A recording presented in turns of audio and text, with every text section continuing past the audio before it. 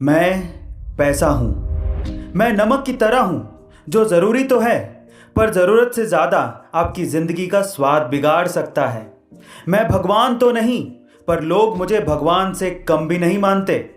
मुझे आप मरने के बाद ऊपर नहीं ले जा सकते, पर जीते जी मैं आपको बहुत ऊपर ले जा सकता हूं।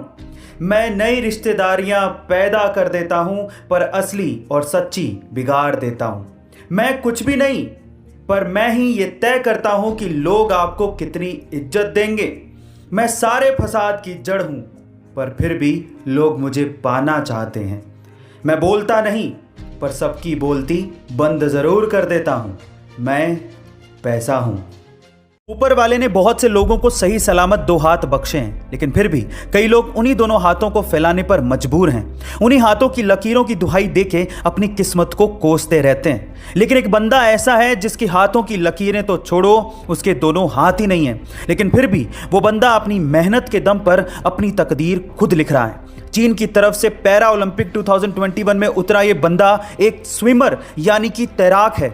अब आप लोग सोच रहे होंगे कि इसके हाथ नहीं है तो ये तैरता कैसे होगा। यही तो चमत्कार है। अपनी मेहनत के दम पर यह बंदा अभी तक पैरा ओलंपिक 2021 में 4 गोल्ड मेडल जीतकर वर्ल्ड रिकॉर्ड बना चुका है। इसका नाम है जेंग ताओ।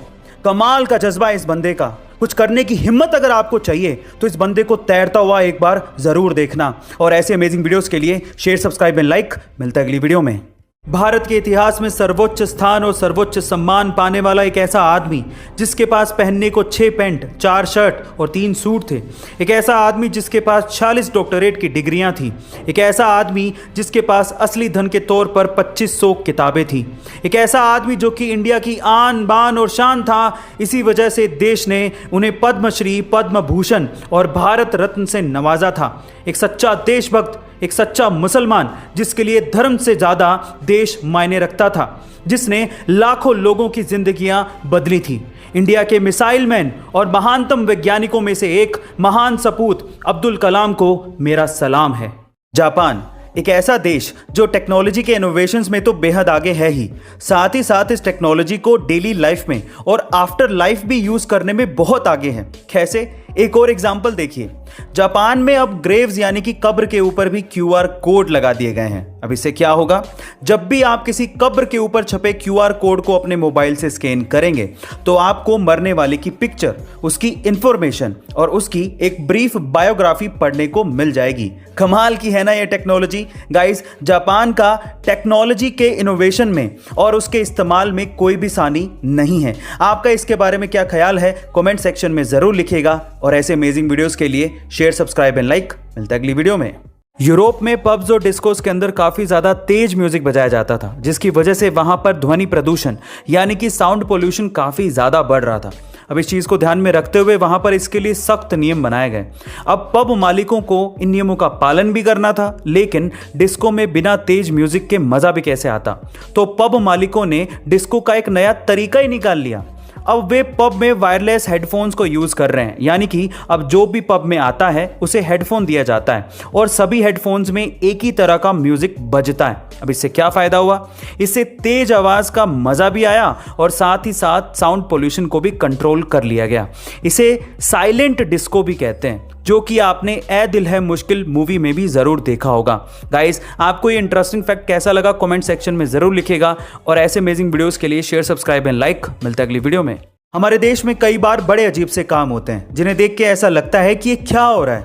हम लोग कहाँ और किस मेंटेलिटी के साथ जी रहे हैं ये समझ ही नहीं आता। जैसे कि हम भारतीय अपने फ़ोन की स्क्रीन को स्क्रैचेस से बचाने के लिए महंगे से महंगा स्क्रीन गार्ड लगवा लेंगे, लेकिन बाइक चलाते वक्त एक्सीडेंट से हमारे सिर को बचाने वाले हेलमेट पर पैसा खर्च करने से कतराते हैं।